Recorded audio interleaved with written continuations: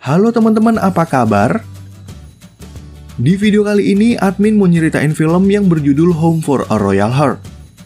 Film ini menceritakan tentang seorang pangeran yang datang ke sebuah kota untuk menjauh dari sang ayah yang selalu mendikte hidupnya.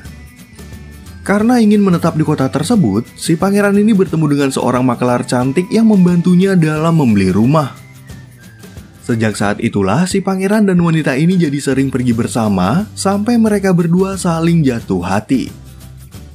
Nah, kira-kira gimanakah kelanjutan dari kisah mereka? Yuk langsung aja admin mulai alur cerita filmnya. Berlatar belakang di sebuah daerah yang bernama Xiaobei, kita diperkenalkan dengan seorang wanita cantik yang bernama Erin. Diceritakan si Erin ini merupakan salah satu penduduk lokal yang sangat mencintai keindahan alam dari kampung halamannya. Dalam kehidupannya sehari-hari, Erin bekerja dengan seorang pria bernama Mitch sebagai makelar tanah dan rumah. Sayangnya pada saat ini ekonomi di daerah mereka lagi sepi dan hanya sedikit orang kaya yang mau berinvestasi.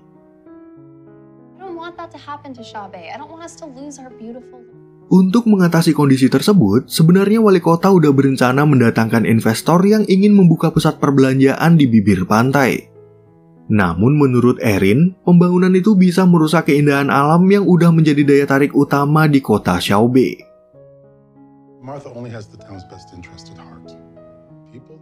Hampir setiap harinya, Erin datang ke restoran seafood milik sahabatnya bernama Harper untuk menikmati makanan atau sekedar mengobrol. Mereka berdua pun diceritakan tinggal bersama di rumah Harper, dan suatu hari nanti Erin ingin membeli rumah sendiri dari hasil kerja kerasnya.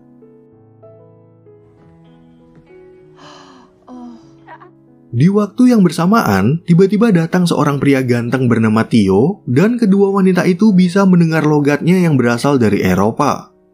Sebenarnya, Theo ini adalah seorang pangeran dari kerajaan Mordor Xia, tapi seperti di film-film yang udah admin bahas, dia lebih memilih merahasiakan identitasnya. Rich. He's wearing designer everything. Oh, fresh air. Yes, Harper, fresh air. Lalu ketika Erin makan di luar, saus makanannya belepotan kemana-mana sehingga Theo yang baik hati berinisiatif untuk meminjamkan sapu tangannya. Erin pun melihat simbol huruf T pada sapu tangan tersebut yang membuatnya penasaran dan akhirnya mengajak Theo untuk berkenalan.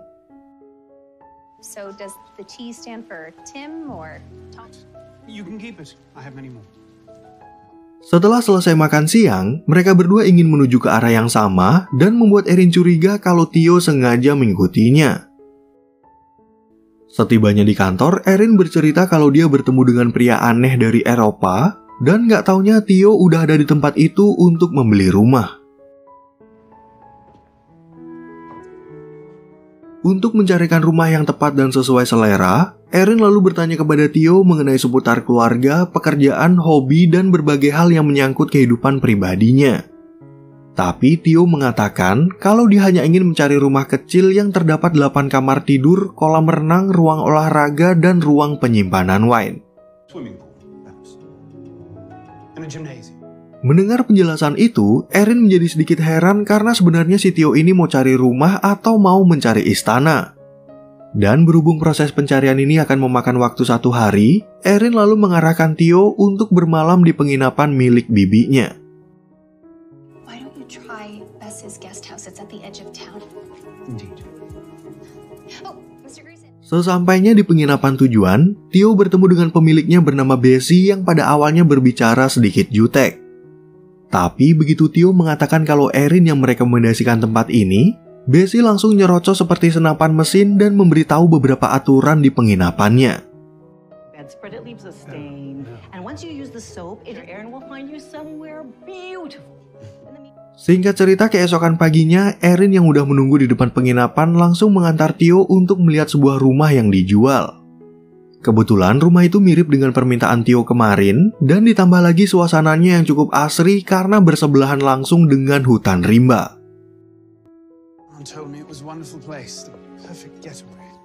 Tapi sebelum mereka masuk ke dalam, Theo langsung berpendapat kalau rumah itu kurang cocok atau kurang sreg lah di hatinya. Theo lalu meminta Erin agar mencarikan pilihan lain, dan mengatakan kalau dia nggak ada masalah tentang harga asalkan bisa dinego semurah mungkin. Thank you, but money is no issue for me. In any case, smaller, more homely. Does that make sense? Sementara itu di tempat lain, kita diperkenalkan dengan pelayan kerajaan bernama Frank yang berhasil melacak keberadaan Pangeran Theo di penginapan. Theo pun langsung mengenalkan Frank sebagai teman lamanya karena dia nggak mau kalau identitasnya sampai terbongkar. An old friend, sir. Di saat mereka berbicara berdua, Frank memberitahu kalau dia diutus oleh Raja Henry atau ayah Theo untuk membawa sang pangeran pulang ke istana. Namun Theo menolak karena dia ingin membeli rumah di kota ini dan meminta Frank untuk memanggilnya dengan sebutan Theo agar identitasnya sebagai pangeran nggak ketahuan. You can just call me Theo. Theo? Because I don't want... Beberapa saat kemudian, Pangeran Theo iseng mengagetkan Frank yang sama sekali nggak terkejut karena udah mendengar suara sepatunya. Kejailan Pangeran Theo itu pun nggak berhenti sampai di situ aja dan kembali mengagetkan Frank sampai dia nggak sengaja menjatuhkan barang milik Bessie.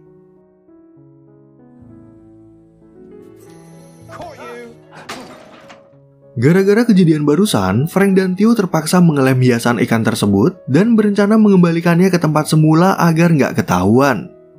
Namun tiba-tiba Bessie datang untuk membawakan mereka handuk yang akhirnya mengetahui kalau hiasan ikannya udah patah dan menempel di tangan Theo. No, what's going on? What have you got hidden behind your back? Oh no. Go on, get in there. Oke, adegan kemudian berpindah ke Erin yang merasa jengkel karena dia belum berhasil menemukan rumah yang sesuai dengan permintaan Theo. Erin pun jadi penasaran tentang pekerjaan Theo di tempat asalnya yang membuat Harper berpikir kenapa mereka nggak searching-searching nama Theo Johnson di internet. Berdasarkan hasil pencarian dari Mbah Google, Erin akhirnya menemukan sebuah artikel tentang Theo Johnson yang merupakan seorang pelukis tapi tanpa foto profil.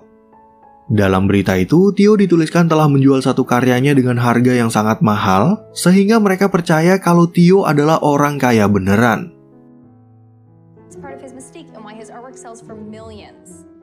Keesokan harinya saat mereka bertemu, Erin kembali menawarkan sebuah rumah sesuai permintaan Theo dan mengaku kalau dia udah mengetahui pekerjaannya lewat internet. Namun Theo membantah pernyataan tersebut dan menjadi tersinggung karena menganggap kalau Erin telah melanggar privasinya. You looked into my private life, even after everything I've told you. Karena perdebatan barusan, Erin merasa sangat jengkel kepada Theo dan udah nggak mau lagi menjadi makelarnya. Tapi di waktu yang bersamaan Theo datang untuk meminta maaf dan menjelaskan kalau dia nggak suka kehidupan pribadinya diketahui oleh orang lain. Okay, how about we negotiate? Setelah mereka selesai makan siang, si Erin ini masih belum berhasil untuk menemukan sebuah rumah yang sesuai dengan permintaan Theo. Dan di saat Theo menyerah pada keinginannya, Erin tiba-tiba memiliki ide untuk mengajaknya melihat keindahan alam yang berada di kota Xiaobei. Let me show you Xiaobei. How can I refuse? Mengetahui Theo akan pergi bersama Erin, Frank jadi merasa khawatir kalau sang pangeran akan jatuh hati dan mengingatkan kalau Raja Henry udah menjodohkannya dengan seorang wanita bangsawan. Ternyata alasan itulah yang membuat Theo ingin memulai hidup baru di kota Xiaobei dan udah nggak betah lagi dalam menjalani kehidupan yang selalu didikte oleh ayahnya. That's why I had to leave our country. And this could be the perfect place to escape that. Di waktu Theo dan Erin jalan-jalan, mereka berdua bertemu dengan Mitch yang ingin mengundang Theo untuk datang ke acara tahunan warga kota. Ceritanya, acara itu udah menjadi tradisi selama bertahun-tahun, dan di tahun ini Mitch ingin merekomendasikan Erin kepada wali kota untuk berpidato di depan warga. Erin? Oh, thank you, Mitch. Didn't I say I'd recommend you to the mayor? Kemudian saat Mitch pergi untuk menemui wali kota, Erin mengatakan kalau Mitch adalah teman dari kedua orang tuanya yang udah lama meninggal. Erin pun banyak memiliki kenangan manis di kota ini yang membuatnya merasa bertanggung jawab untuk melestarikan keindahan alamnya.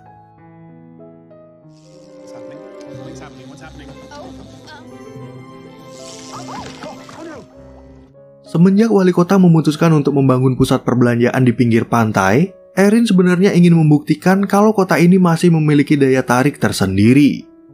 Oleh karena itu, dia sangat berharap kalau akan ada banyak orang dari luar yang ingin membeli rumah dan menetap di kota ini. Though I do really wish I hadn't. Selain membicarakan keindahan alam, Erin juga curhat tentang ketakutannya dalam berpidato karena memiliki pengalaman buruk waktu dia masih SMA. Dari curhatan itu, Theo lalu mengajarkan Erin beberapa tips dalam berpidato, dan karena kontak mata yang begitu intens, tampaknya mereka berdua ini saling menyukai.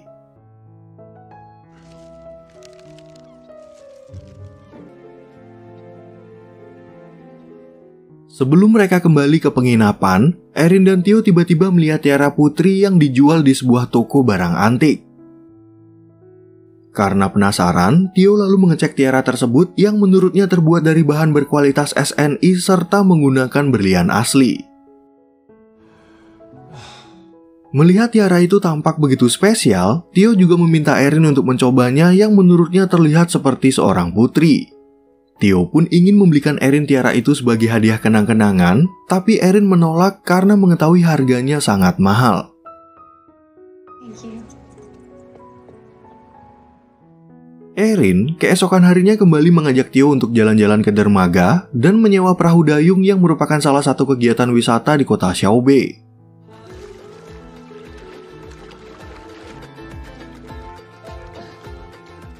Dan ketika mereka beristirahat, Theo akhirnya mengatakan kalau dia mengetahui kota Xiaobei dari cerita mendiang ibunya yang pernah berlibur di sini. Semenjak Theo merasa udah cukup dewasa, dia terus aja mendapat tuntutan dari sang ayah yang selalu mendikte suatu hal bagi kehidupannya. Oleh karena itu, Theo jadi berpikir untuk menetap di kota ini agar bisa hidup bebas dan melakukan apapun yang dia inginkan sebagai pria yang udah dewasa. Overwhelming at times. You just have to be you. Kemudian saat mereka kembali, wali kota akhirnya menetapkan keputusannya untuk menjual lahan pantai kepada investor luar. Erin pun sempat protes kepada wali kota bernama Martha, tapi dia juga nggak ada pilihan lain demi meningkatkan pendapatan warga dan kota mereka. Yes, I do. Erin yang percaya kalau kota ini nggak butuh modernisasi, kemudian mengajak Theo ke atas bukit untuk membuktikan ucapannya itu. Dari atas bukit itulah Theo akhirnya melihat keindahan alam di kota Xiaobei yang biasa Erin datangi bersama kedua orang tuanya waktu masih hidup.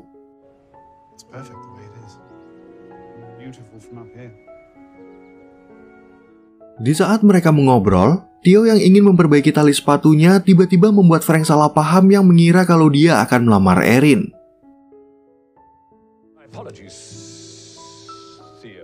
Theo pun akhirnya terpaksa mengenalkan Frank sebagai teman sekolahnya yang sempat membuat Erin gak percaya karena penampilan Frank terlihat jauh lebih tua dari Theo. Frank seems a little older than you.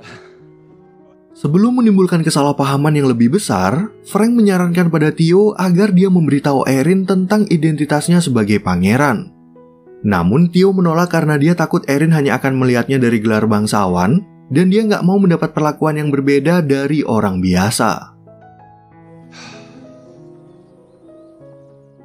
Tapi begitu mereka sampai di penginapan, ternyata Bessie udah mengetahui identitas Theo karena dia melihat ke dalam kamar Frank yang terdapat baju kerajaan milik sang pangeran.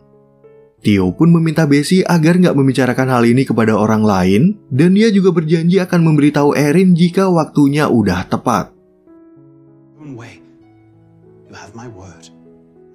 Sementara itu di tempat lain, Erin masih bingung dalam mencarikan Theo rumah dan kepikiran soal keputusan wali kota yang menurutnya sebuah kesalahan.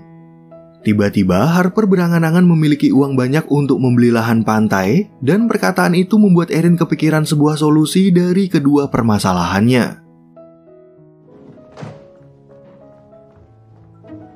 Dari pembicaraannya dengan Harper kemarin, Erin kemudian menawarkan Theo lahan pantai yang akan dijual untuk dibangun rumah sesuai dengan keinginannya.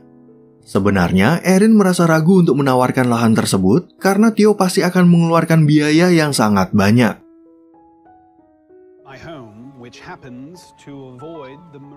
Karena dari awal Theo bilang kalau uang bukanlah masalah, dia akhirnya setuju dengan tawaran Erin. Bahkan Theo juga bisa mengetahui kalau ide Erin ini bisa membantunya dalam menjaga keasrian alam di kota Xiaobei.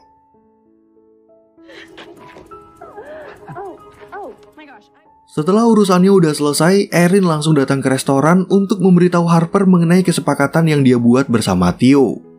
Berita itu pun membuat mereka bahagia, dan karena kebetulan malam ini Harper akan mengadakan pesta, dia meminta Erin untuk mengundang Theo dan Bessie agar datang ke restorannya. Sure. Yeah, of course. Sesampainya di penginapan, Erin lalu mengembalikan sapu tangan yang pernah dipinjamkan oleh Theo dan ingin mengundang mereka sesuai permintaan Harper. Theo pun dengan senang hati mengiyakan undangan tersebut, dan menurut Bessie malam ini adalah waktu yang tepat untuk mengakui identitasnya kepada Erin. And you can tell her the truth tonight. Singkat cerita, saat berada di restoran, Frank yang merasa takut ditanya-tanya oleh Erin seputar kehidupan Theo lebih memilih untuk kabur dan duduk berdua dengan Bessie. Lalu ketika Theo kembali dari mengambil minuman, dia langsung mengajak Erin untuk berdansa dan si Erin ini mulai bertanya kembali tentang kehidupan pribadi Theo. Do you feel like telling me a little bit more about your life? Melihat Theo dan Erin yang lagi berdansa, Bessie lalu berkomentar kalau mereka berdua ini merupakan pasangan yang sangat serasi. Sayangnya, Frank tahu kalau Theo udah dijodohkan dengan seorang wanita bangsawan, dan Pangeran Theo dituntut untuk menikahi wanita itu walaupun mereka berdua belum pernah bertemu.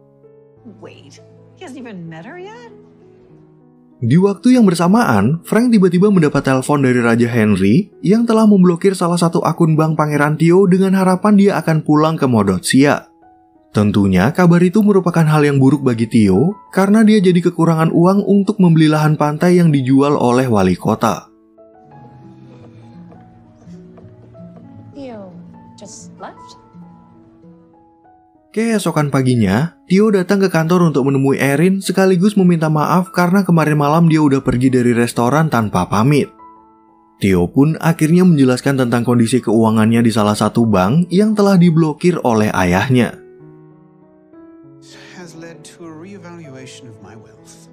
Karena di akun pribadinya yang lain hanya tersisa sedikit uang, Theo hanya mampu membeli sebuah apartemen murah agar dia bisa menetap di kota ini.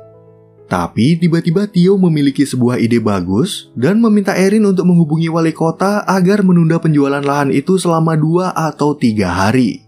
Try to delay Martha. Tell her I think I might have a solution.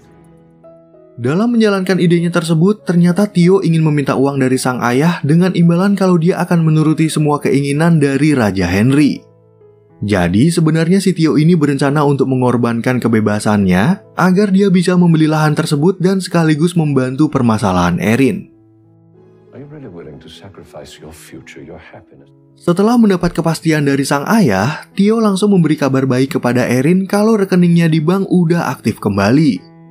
Erin pun jadi penasaran pada apa yang sebenarnya udah terjadi, tapi Theo berjanji akan menjelaskan semuanya dan meminta Erin untuk berbicara secara privat besok pagi. Keesokan paginya, Theo yang ingin menandatangani surat jual beli lahan tiba-tiba dikejutkan dengan kedatangan Raja Henry ke kota Xiaobei. Orang-orang di sana pun akhirnya mengetahui identitas Theo sebagai pangeran yang sekaligus membuat Erin marah dan merasa udah dibohongi. Can someone tell me what all of this is about?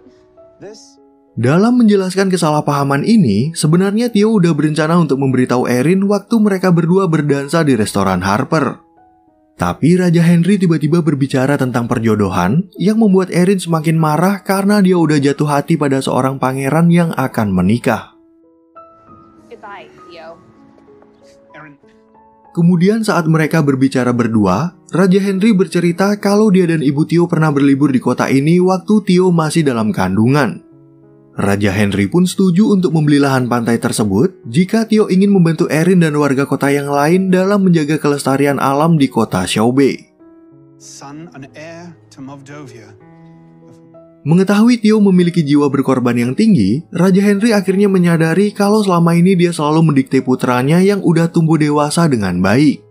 Oleh karena itu, Raja Henry ingin memberikan Pangeran Theo kebebasan sementara sampai dia benar-benar siap untuk naik tahta menjadi raja.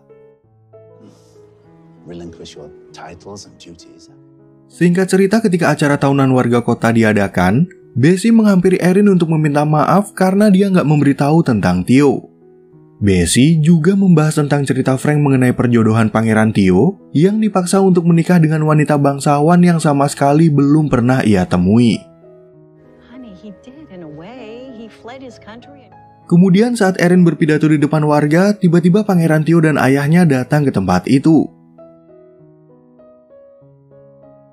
Ternyata Pangeran Theo ingin memberikan Erin hadiah berupa tiara putri yang beberapa hari lalu mereka lihat di toko barang antik.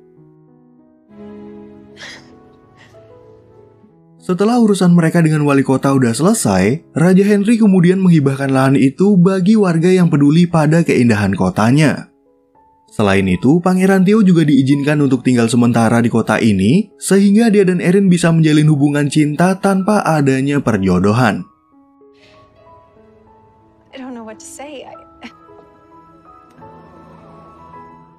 Oke teman-teman, sekian ya perjumpaan kita di video kali ini. Semoga teman-teman semua merasa terhibur sama alur cerita film ini, dan sampai jumpa di video admin yang berikutnya.